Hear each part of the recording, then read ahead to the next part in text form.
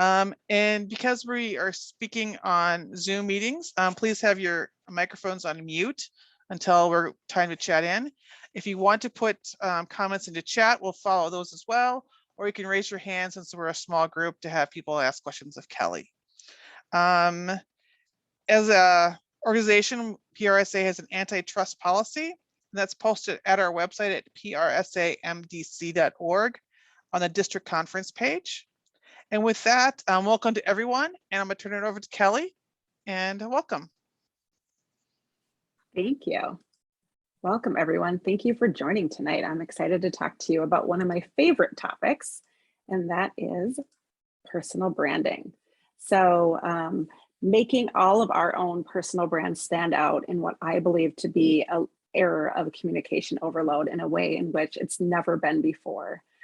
I have spent a lot of time studying this back when I was a teacher's assistant and when I was a research assistant at Iowa State 20 plus years ago, and in practicality as I've worked through my career. So I have a lot of thoughts and would love to hear yours as well. So please feel free to add any questions in chat, raise your hand, and we can have this interactive.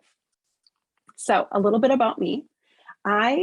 When I talk to people about who are you, right? Who are you? What do you do? I always talk about the fact that I want to know more than just what your job is, right? For me, there's a lot of different pieces that go into who I am. I'm a marketer, absolutely. I love marketing. I also love speaking. I love motivational speaking. I love talking with people and helping them to see something in a new, different way. I'm a consultant. I enjoy working with organizations to sort of have an inside outside perspective into their company and to bring light to some things that maybe they don't see. I'm also a founder of a business. I'm a mentor. I have a passion for coaching and mentoring people, specifically women and minorities. I'm also a wife, and that's really important to who I am, along with the mom. I'm a mom times 3. All of those are pieces that make me who I am. And so it's a little bit about me, and we'll talk a little bit more about my personal brand as well. So personal branding, I always say that personal branding is about standing out from the crowd. And so how do we become the panda in this photo, right? How do we market ourselves and position ourselves and our career? And really going back to the who am I, all of the pieces of what makes us who we are as a brand. It's also about developing and maintaining a reputation. I think reputation is key around the things that make you who you are and the things that you stand for. So I was introduced to PRSA because I have a passion for personal branding. And when the question went out on LinkedIn of who would be a good person to talk on the topic of personal branding, I had a few people in my network, because of my reputation, reach out and say, oh, Kelli Williams, because that's my reputation. And so it's the, really thinking about the things that you want to be known for and having that be a part of your personal brand. I talk a lot in quotes. I always like to say, I think I'm pretty smart, but there's a lot of other really smart people. And so one of my favorites is, you must believe deep inside yourself that you were born to do more than survive, make a living and die. You were created with a gift trapped inside of you, and your job is to find that gift and serve it to the world. Dr. Miles, amazing quote, right? That's what it's all about. Personal branding is about figuring out what your gift is, serving it to the world, and then telling people so that they can also understand that gift and they can recognize you for it. You can build a reputation around it. I love this quote. So a little bit more about my personal brand before we start to talk about how do we build a personal brand, right? So back to this idea that we're multifaceted. We're not just one thing. For me, I'm faith focused. I talked about how being a wife is important to me and a mom. My family always comes first, and I've structured my professional life to ensure that my family can come first. I'm a business executive, a strategic marketer. I like to think of myself as a servant leader. It's my job to lead teams, but to serve those teams as well, and to lead by example. I'm a mentor and coach, an energetic speaker, and I think of myself as fun. I don't know if any of my team members are on to confirm or deny that to be true, but from my perspective, that's my personal brand. And if you were to go out to any of the social channels that I'm on, or to my website, or interact with people that know me, I would hope that they would be able to point to some of these elements of my personal brand to say, oh, absolutely, Kelli stands for that. That is who she is. That's her reputation. So let's talk more about your individual personal brands. What does that mean? How do you create something that's uniquely yours, something that can help you stand out from the crowd? How can you become that panda bear in the midst of the communication overload? We all need to brand ourselves, and that means really carving out our voices in the midst of communications. So our personal brands, they really should be strong, and they should be authentically ours. And it's okay if our personal brands evolve over time, as long as they continue to be us, right? So it's about us and our careers, and also making sure that they help us to maintain that reputation that we talked about. I think it's really important that we are clear on who we are and what we stand for. And the things that I stand for and are really important to me aren't the same of everyone else. And that's going to be true of you. And even if you look at your peers or other people in your networks. An example that I always think about when I think about maintaining my reputation. Last summer in Minnesota, after George Floyd died, I was reached out to by some media outlets asking for my perspective as a Black woman in leadership. And for me, it was one that I thought about for a while. And I thought, does this really align with my personal brand, my reputation as a person that has all the core values and sort of belief systems that I'd shared? And it wasn't that I'm not a Black woman in leadership and that I don't want to be thought of that way, but it's more of, I don't want to be thought of only that way. And it was the first time I'd ever been reached out to by national publications asking for my perspective. And that wasn't the topic that I wanted to be represented in. It didn't fit my personal brand. And so what I did is I used that lens to determine the right PR platform for me. And I pivoted and I took that opportunity to say, okay, that's not the right aspect. But I think within my personal brand and the things that are important to me, I do want to have a voice in the midst of everything that's happening in my home state, in the midst of what's happening that really personally impacts me and is important to me. So I wrote an op-ed article and I pitched it to USA Today, and it actually read on USA Today. It's the topic is how to not let your anti-racism die, advice from your one Black friend. To me, that aligned with my personal brand. And so I used that lens while maintaining my reputation to be unique and to sort of stand out from the crowd and to really ensure what I was sharing aligned with me. So that's an example of really being clear on your personal brand. So I asked these questions of you, right? I said it was going to be an interactive session. I want to encourage each of you to really understand your brands and to define those for yourselves as well. Have you thought about your personal brand? Have you thought about some of the basic questions that would go into defining your personal brands? Questions like, who are you? What's important to you? What do you stand for? And on the flip side, what are the types of things that you'll stand against? What are things that you're good at? And what will people remember you for? Right? So what are the things that are really important that you want to make sure that people think of you for? I'd love to do a little exercise. If you could get a piece of paper, you can do an Excel spreadsheet, you can do a Word document, and maybe make two different text boxes. But basically, I want two different sides of a paper, put a line right down the middle, and on the left side, make a little header that says, what makes you shine, right? What are the things that bring you joy and make you shine? On the right side, right, what dims your light? What are the things that dim your light and sort of tarnish the who you are, your personal brand, the things that you stand for? So again, two columns right down the middle, what makes you shine and what dims your light. And let's just spend a couple of minutes reflecting on those things. Let's reflect and write on the left side, all of the things that make you shine, the things that are important to you, the things that you stand for.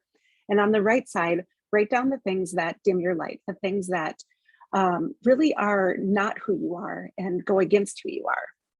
And I'll go back a page and ask you to think about them as you're answering some of these questions. Who are you? What's important to you? What do you stand for? What are you good at? And what will people remember you for? I'll give us just a couple of minutes here. And don't worry, I'm not going to ask you to share with the group. This truly is for you.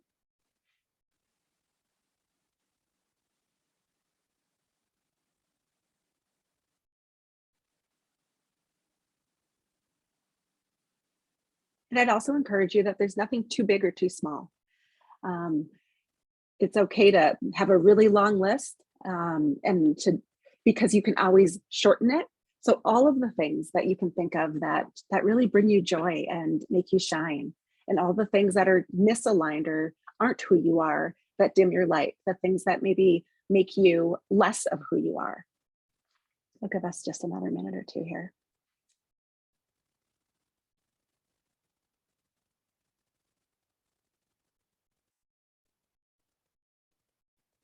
I'd also encourage you to think about this from a sense of sort of taking off the mask. When I was early in my career, a lot of people would say, you have to show up in a work setting in a specific way. You have to almost put on a mask and show up as the professional version of you. And I would say, this is an opportunity to kind of take that mask off and say, no, really, who are you? Who is the person that you want to be and that you believe that you are at home, at the grocery store, everywhere you show up, without a mask?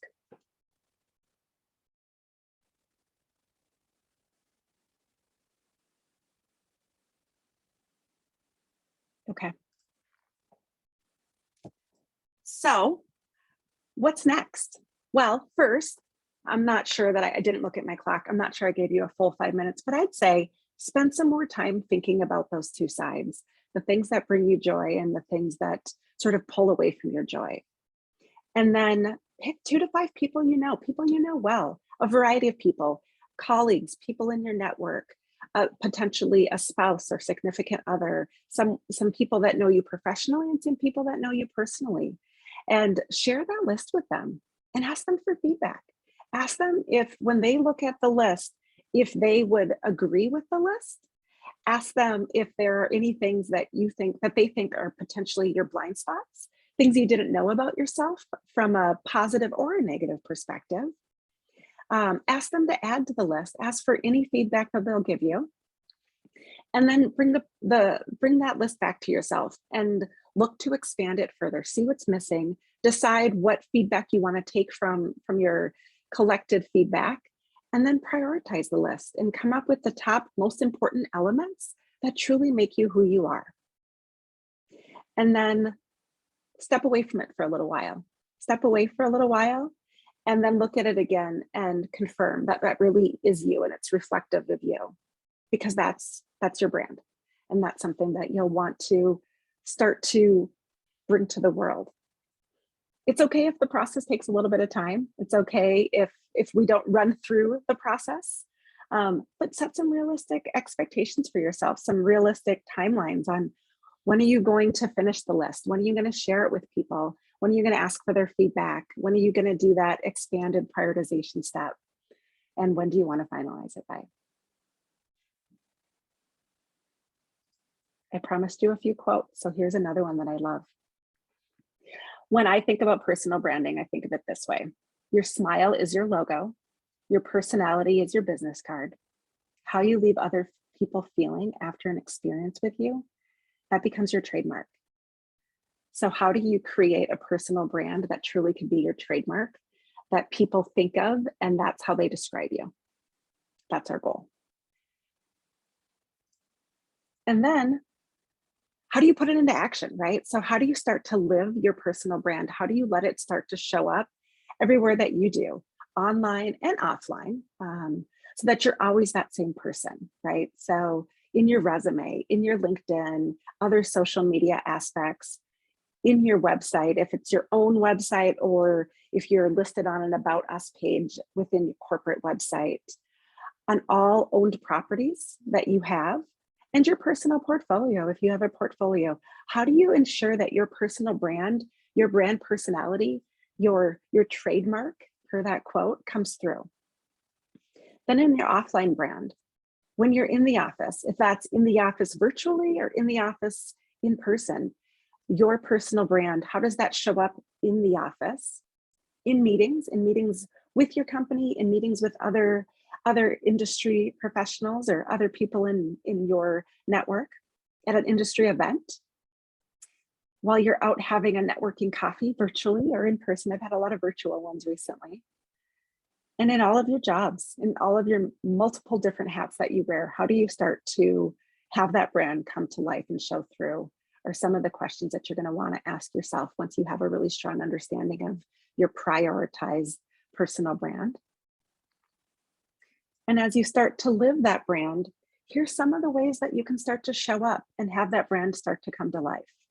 In LinkedIn, I talk a lot about social selling, and I'll go into more detail around social selling because I think it's a really important aspect.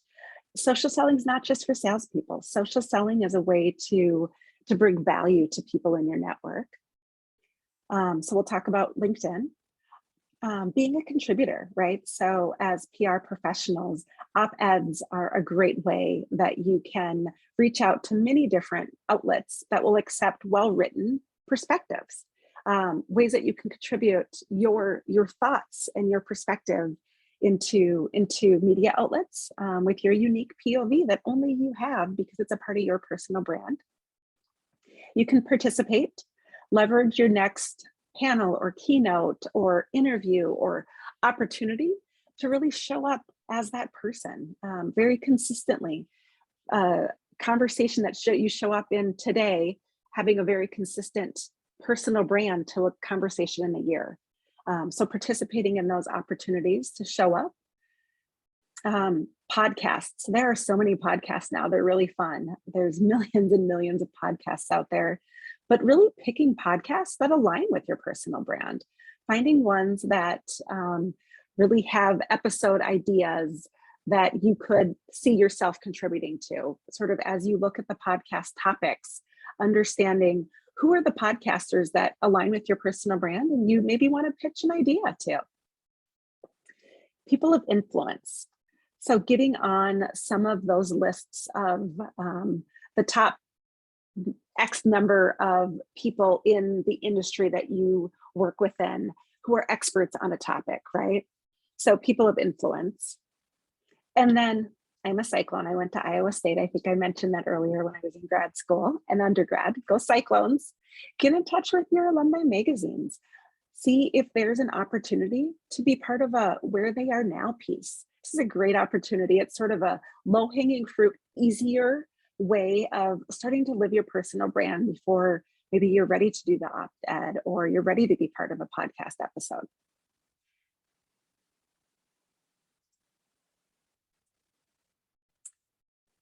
So circling back to social selling, use your personal brand to be heard in so many different ways, but truly social selling, it's a way to, from my perspective, when I think of social selling, I think of it as being a way to give brand stability, your personal brand stability, but also your professional brand.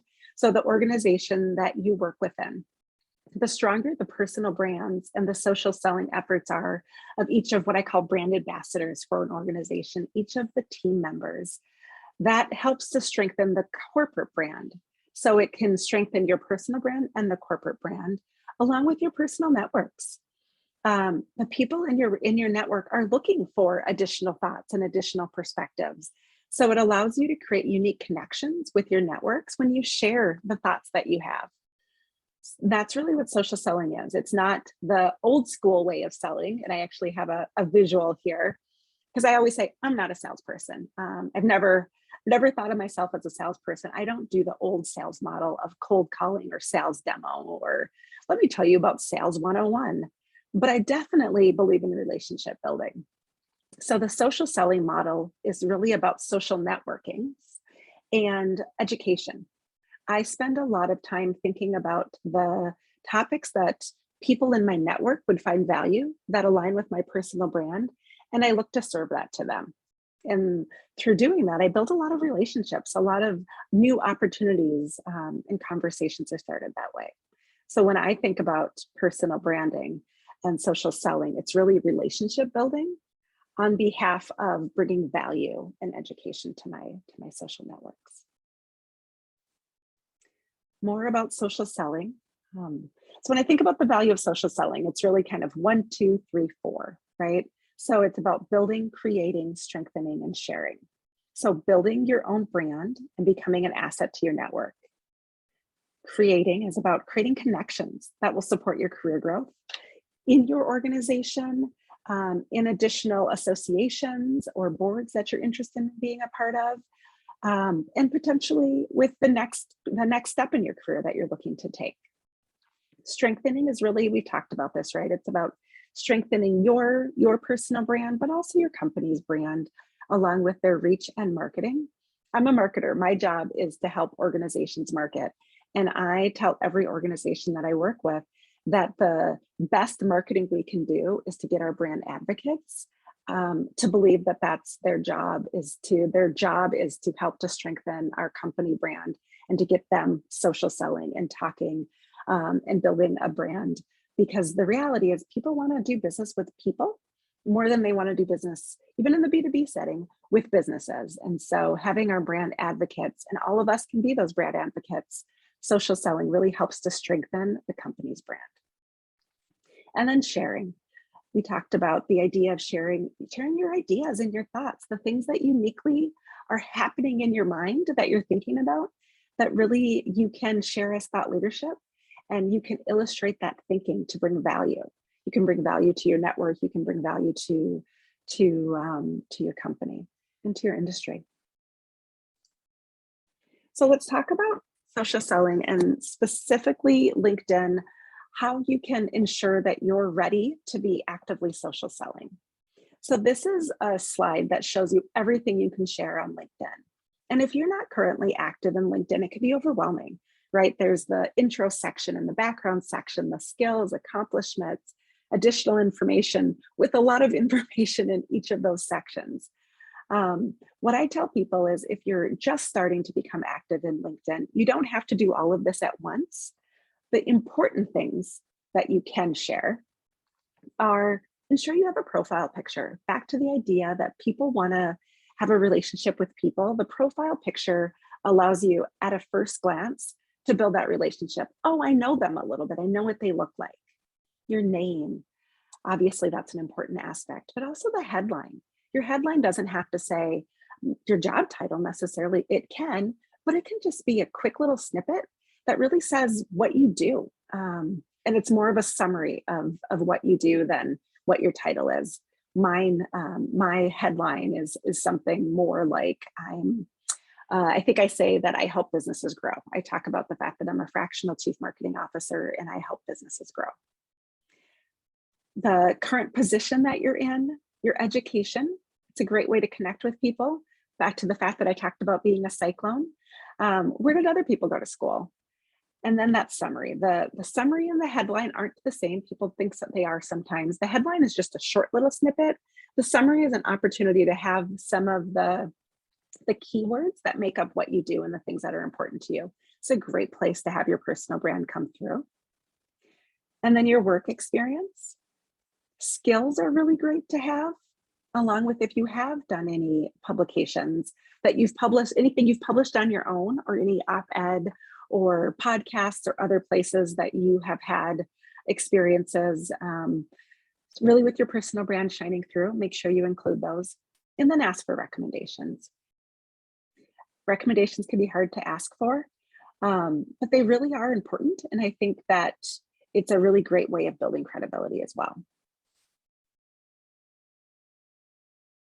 So as you start social selling, really thinking about what LinkedIn measures, right? So first of all, they're going to measure that you've done all the things on the previous slide, all the things that are really important to have on your LinkedIn profile. But then they're also starting to measure what's happening and how active you are. Here's a website right here, the LinkedIn Social Selling Index, that will allow you to understand your industry social selling index rank, how you rank in your personal network, what your current social selling index score is, and then how you sort of relate amongst all the other people. So how do you start to make social selling a part of your day-to-day life and impact a social selling score like this? Number one, I think it's important to start to become a little bit active, right? Also to know where you are and understand it's a marathon and not a race, and know that a good social selling index score is somewhere around 70. And if you're not there today, you'll get there. It just takes a little bit of time and really being aligned with what you're trying to accomplish. Oprah Winfrey, one of my additional favorite quotes. I think this one actually is on my LinkedIn page as my background. And that's really a good reminder for all of us to don't worry about becoming successful, but work towards being significant, and the success will naturally follow. None of us are hoping to become this super successful person that, at least for me, I can tell you, I don't aspire to be Oprah Winfrey, but I do aspire to be helpful and to bring significant value to my network. And that's really the guiding light that I follow, in the wise words of Oprah Winfrey. So as you start to think about social selling, start to come up with a routine that you can follow. My recommendations on social selling and really being an active LinkedIn participant is accept any relevant connection requests and thank them for connecting. Each of us should have our own gauge of what relevant means to you, right? I personally decline all LinkedIn requests when that initial connection is something that they're clearly trying to sell me. I don't want to be sold to, and so that's usually I turn those away right away. Beyond that, I look for a reason to connect. Are they in my industry? Are they in my area? Do we have an educational background? Is there some type of connection that I can see between us before I make that decision? I do have a filter on purpose, and I would encourage all of you to, because just like it's really important to get recommendations on your LinkedIn page, I also believe that people look at your connections, and if you're connected to someone and I'm connected to you, it's almost as if there's a recommendation or a referral component where I can say, oh, they're connected to someone that I respect, so there is a level of respect that I'm going to give to this person. So really think about that as you're accepting LinkedIn connections, and making sure that you're comfortable with a level of sort of endorsement being within the people that you're connected to. And then reply to messages you've received and do your best to add value. I think that adding value is a really big component, right? If people reach out to you on LinkedIn and they send you a message, answering their questions, responding to them, engaging with them is fantastic. If you can add a little bit of value, if you can think about going above and beyond in your response to make sure that that's a part of what you're bringing to them, it's a really good habit to get into. And then I also would say, work really actively to like, comment, and share posts from your company's page. So as your company is engaging, again, all of us as brand advocates, brand ambassadors, help to extend the reach of our company. And so the more we can engage with the content that our company is putting out, the more we're endorsing it and extending the reach of that. And that also helps you to engage with the audience that you've built, your personal LinkedIn audience. And then also be active by posting something. You don't have to come up with that op-ed article right away. You don't have to have a long form piece of content, but think of small little things that you wanna post. Some type of thought that you're having. Pose a question or a poll to your LinkedIn audience. A photo, something that's important to you. An update, something that's happened recently that you've been a part of. You can even post the picture from today and say that you attended this fantastic event put on by PRSA and something that you took away from it.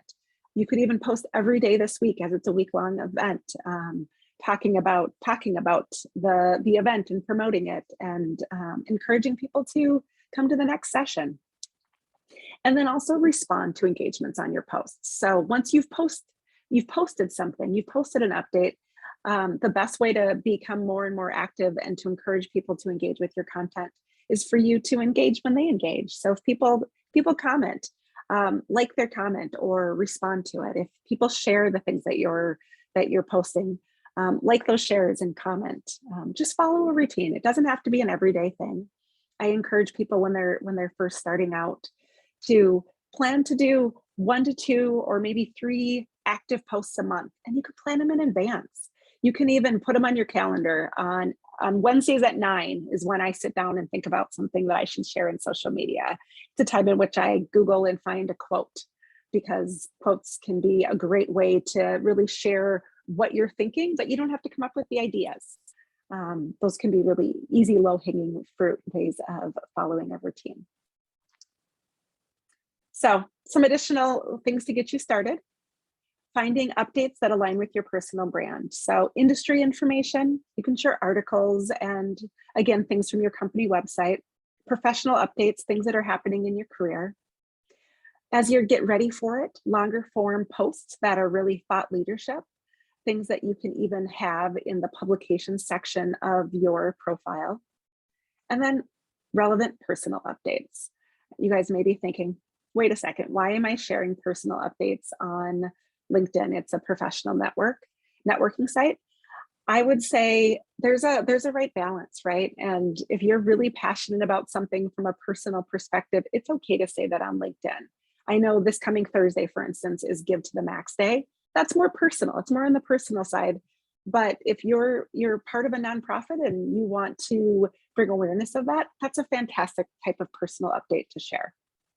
I actually did a fun poll with one of my clients at Celerity, and we asked this question because she and I were battling. I've been pushing her to do more and more social selling, and to really have a mix of both personal and professional aspects, because it helped her to really develop out her personal brand. And there are personal parts of her that she should talk about as well. And so I talk a lot about there's not a science or a hard and fast rule on what's professional, what's personal. And they even more and more in the last 20 plus months, the lines have blurred. So as you think about it, think about finding that right mix. And anyway, we asked this question, we did this poll of, her name is Kelli as well. So it was the Great Kelli Debate. And it was asking people, what are you more interested in? Do you want to see business updates, personal updates, or a mix of the two? We're really curious. And it was really fun to see this poll. We had so much feedback, so many people, with the majority of responses being, I want to see a mix. I want to, what they told us basically was, I want to know who you are personally and professionally. I want to know who you are as a person, so that will help me decide if I want to engage with you on a professional basis.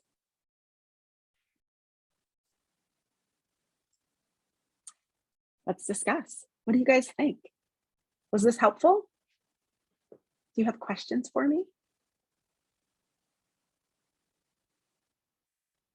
See, there's questions in chat.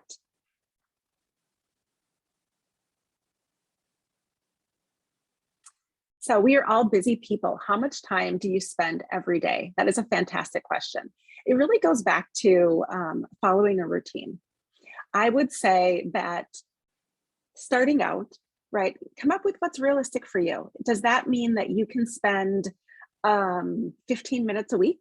And if so, fantastic. Put it on your calendar and schedule that out, and decide that for this 15 minutes on pick a day, and Monday mornings at 8, you're going to engage on LinkedIn and you're going to post something. You're going to find a few people's content posts and information they've shared. You're going to like and comment on a few, and you're going to look at your post from last week, and you're going to re-engage with the people who commented or shared your post. If you have 15 minutes a week to spare, that's the amount of time that you have. I personally am an independent consultant, right? And so staying active within social selling is something that I make a little bit more time for, but I don't check social media every day. I don't check LinkedIn every day. I know that Tuesday, Wednesday, and Thursday are the most impactful social media days. I know that's when the majority of people are engaging. Mondays and Fridays are less engaged days. So I often skip those days, and I look to post one time a week. Sometimes there's more content and I post more, but I plan for one time a week, and it's on a Tuesday, a Wednesday, or a Thursday. And I also have looked a little bit further and kind of understand that 8 o'clock in the morning, right when people are starting their day, or sort of around the noon hour when people are taking lunch, or right at the end of the day when people are ending their day and or maybe just starting sort of the fun part of their evening, they engage again. Those are really the hot times. And so I plan my content to post as close to 8, 12, or 5 as possible. And again, I just pick a Tuesday, Wednesday, or Thursday and I post. Another comment here. This is perfectly timed for me. I'm coming up on 1 year as an independent consultant. Congratulations. And I'm at the point where I'm finally settling into my unique perspectives versus what I think is expected from me and learning what I experienced at the agencies I worked at. Thank you for such a practical steps. You're welcome. I'm so glad. That's fantastic. Have you ever found a buddy support network to keep you going? Absolutely. I would say that the networks that I'm a part of, right? So I am a member of the American Marketing Association, and that's a buddy network, right? I am a part of, and I'm on the board for the Minority Business Growth Alliance.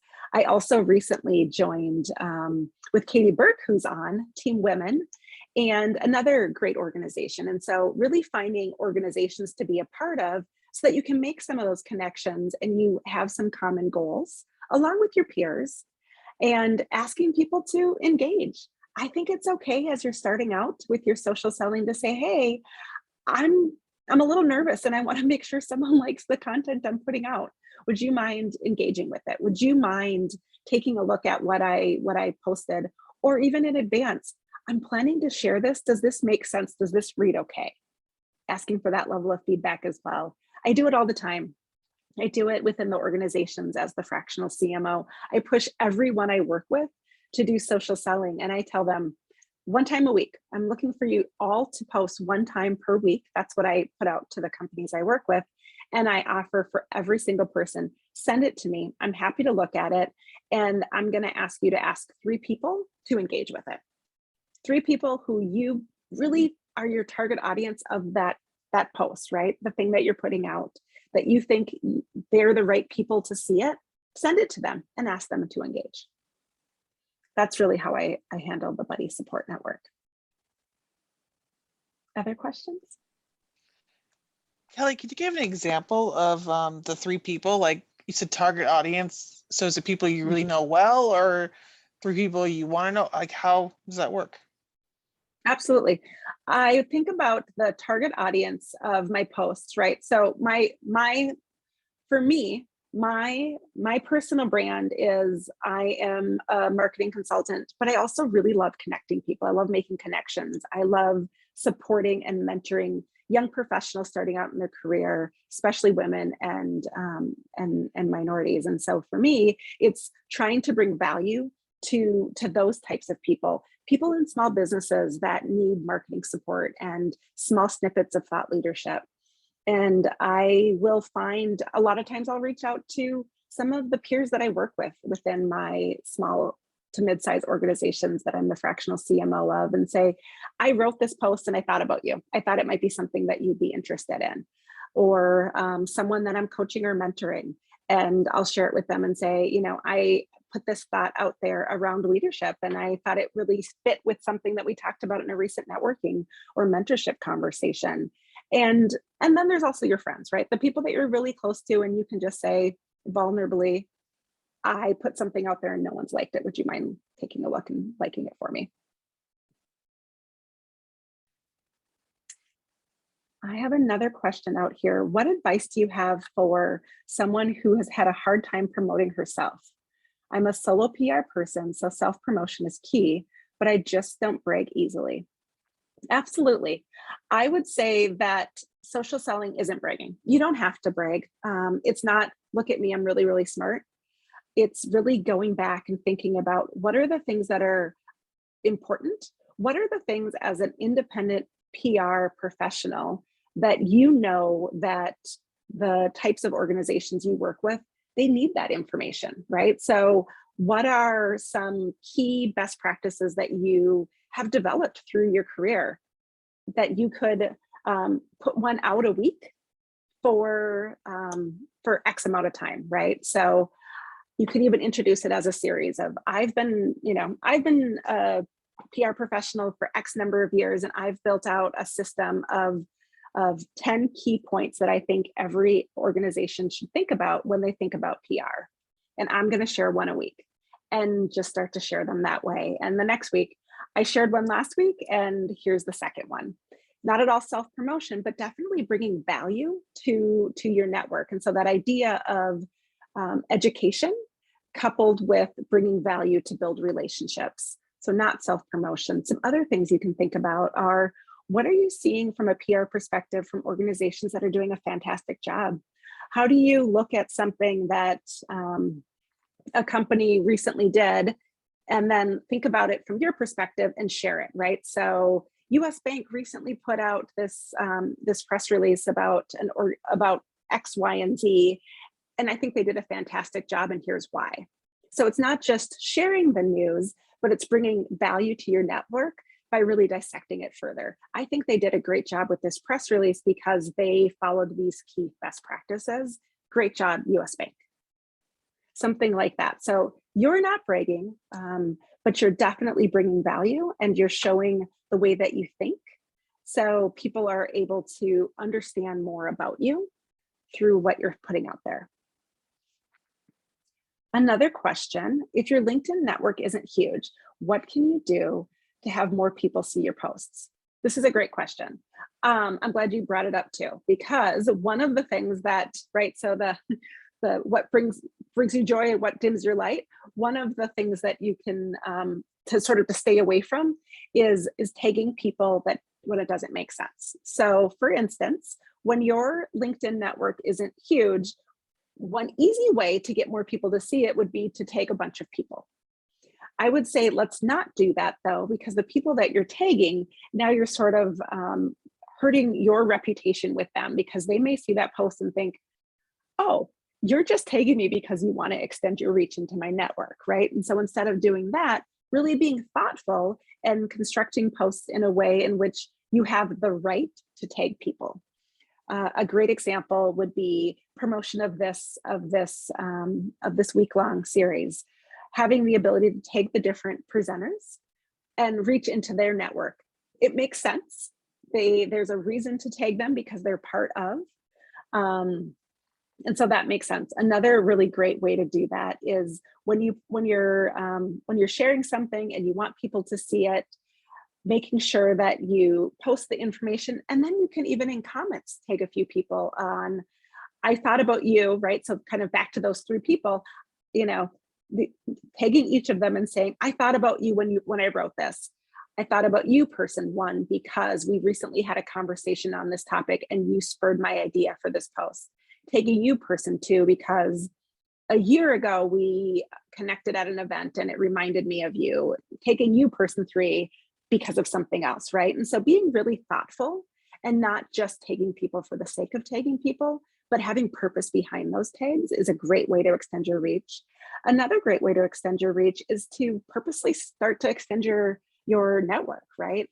I would say every single person that's on this call today, look at I'm assuming, I can't see because I'm presenting, but I'm assuming there's a contact list of everybody that's on the call. If you're not connected with them, get connected with them.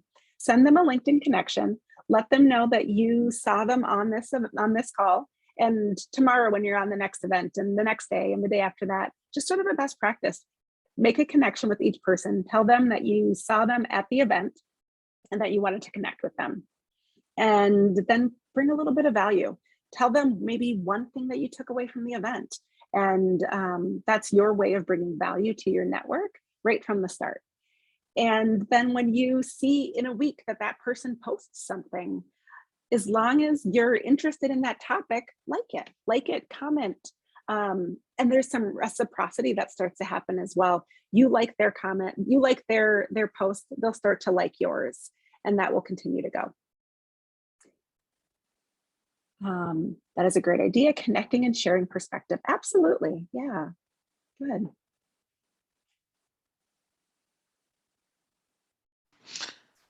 So Kelli, what are some of the things that you've learned over the years, like the false steps or the bumps you hit that we should avoid? Yes, absolutely. So one of the biggest ones is tagging people without having sort of permission to do so. Another is from a LinkedIn perspective, I would say that LinkedIn actually, their algorithms, they'll punish us for leaving LinkedIn. So if you want to have an industry article and you want to include it, one of the best ways to extend your reach is to talk about the article in your post and to reference it, and then say the full article is in your comments. So your post itself doesn't have that link, but instead the link still exists. You just add it to comments after you post it. And I'll just say it again to make sure that I was clear, because I think I was jumbling myself a little bit. So you read an article and you think it's interesting and you want to share it with your network. Take what you took out of that article and make that your post. You can talk about, I recently read an article in Times, and what I liked about this, and the article was called X, Y, and Z. What I liked about this article was that it made these 3 key points, and I think they're really important. And I'm going to implement this thing because I read this article. And then you can say, link to full article in my comments. You then post your post to LinkedIn, and then you go back and you make a comment in your own post that has the URL to the Times Magazine article. Does that make sense? Another tip I have is to make sure you have images. People like, just like I said, one of the first most important things to make sure that you have on your LinkedIn profile is a picture. The same is true with your posts. Make sure you have a picture. So an article or a post without a picture isn't going to have the same reach. LinkedIn's going to almost punish you from an algorithm perspective to not have an image. So going back to my Times Magazine example, if you just take a screenshot of the article and have that be your post, and then talk about what you learned from it, talk a little bit about it, and then put the actual link to the article in your comments. Those are a few tips.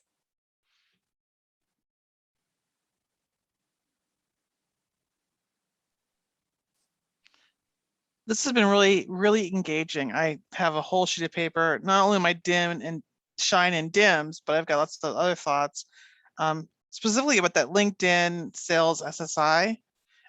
So what things have you done to improve your SSI score? Or yes, what is so your the score now?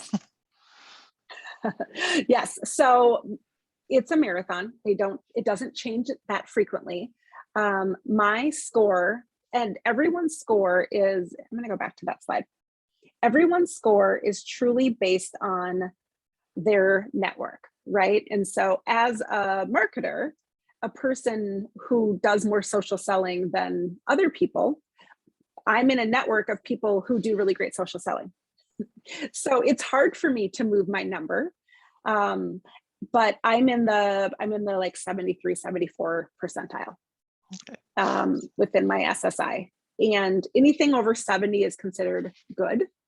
But the things to impact your score, really, it's making sure that all of the things we talked about, you have a LinkedIn profile photo, you have your name, your headline, a summary, what you currently are doing, your education, all of these pieces that are highlighted in green, making sure you have those on LinkedIn first and foremost before you do anything else, because LinkedIn is going to punish. And I see, Dorothy, your question about LinkedIn punishing you.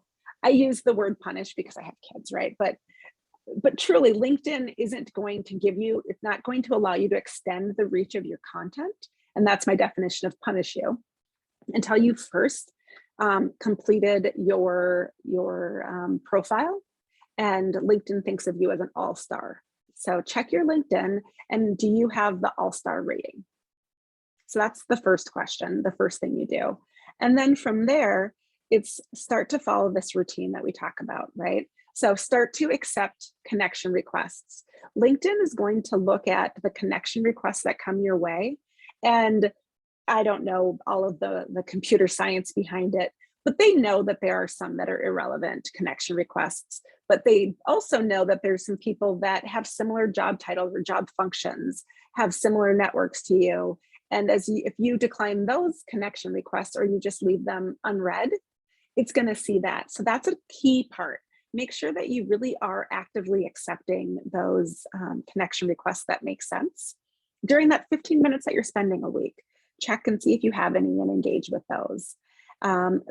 It's also going to be looking at when people send you messages, how quickly or do you respond to those messages? Are you actually engaging or just ignoring those messages and leaving them unread?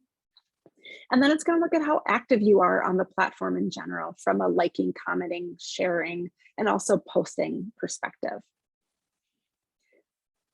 So really, if you set out to take a screenshot of this slide, even if you will, and make a plan and say, I'm going to follow this routine. I'm going to take these steps. I'm going to dedicate 15 minutes a day. I'm going to put it on my calendar, or sorry, 15 minutes a week. I'm going to put it on my calendar. And every week I'm going to do these. I'm going to do these 5 things. I'm going to accept connection requests and engage with people who are engaging with me. Could you explain a little bit more about the idea of that you need to have a picture to get pushed to not be punished, or the fact that you have to put the link in your comments? Because I've never heard that before, but I'm guessing that there's some history behind that. Absolutely. So LinkedIn has become more of a visual platform, right? And so when you are putting content out that doesn't have visuals, just a photo, it doesn't fit its algorithm. And because of that, some people will see your content, but it won't put that content out to everybody in your network. Not everyone will see if you just have text posts. So finding a relevant image to share will really help you gain momentum with your posts so that more people will see them. And the more people that see your posts, the more engagements you can get. And the more engagements you get, the more reach you will get. LinkedIn will continue to reward. I'm using this punish reward. Clearly, we have a calendar downstairs that has a star system for my 7-year-old who's been getting in trouble in school. So punish reward. But in all seriousness, LinkedIn will allow your posts, your content to go further. The more you play by their rules, the more that they are visually appealing, the more they keep people on LinkedIn. And so going back to the idea of, if you have an external link, if you have a website URL that takes people off of LinkedIn, sometimes you just have to do it, and you can, but the more you do that, the more LinkedIn is going to have that content. It's going to keep that content from going broadly.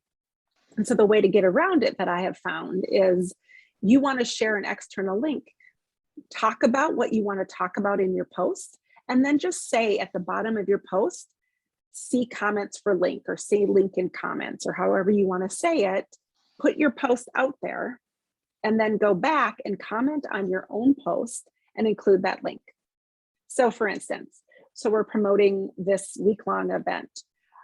Talking about the event, talking about all of the different speakers and what's happening Monday through Friday, all in the post, and then having a picture, having maybe a picture from your website, or having a picture of the schedule of all of the different sessions that would be happening, posting it that way. So you have a photo, you're talking about what you want to talk about, and then saying at the bottom, see comments for link to register. And then in the comments, you write registration link with the URL. So you have the image that LinkedIn wants you to have, you're bringing value to your network, you're telling them what you wanted to share with them, and then you're letting them know that there's even more information down in the comments. And then you circle back and add that link. Well, thank you, Kelli. This has been very informative. Again, I mentioned I have tons of notes already. In the last few minutes, does anybody else have any questions before we all take back to our evening and maybe go on LinkedIn and do some posting?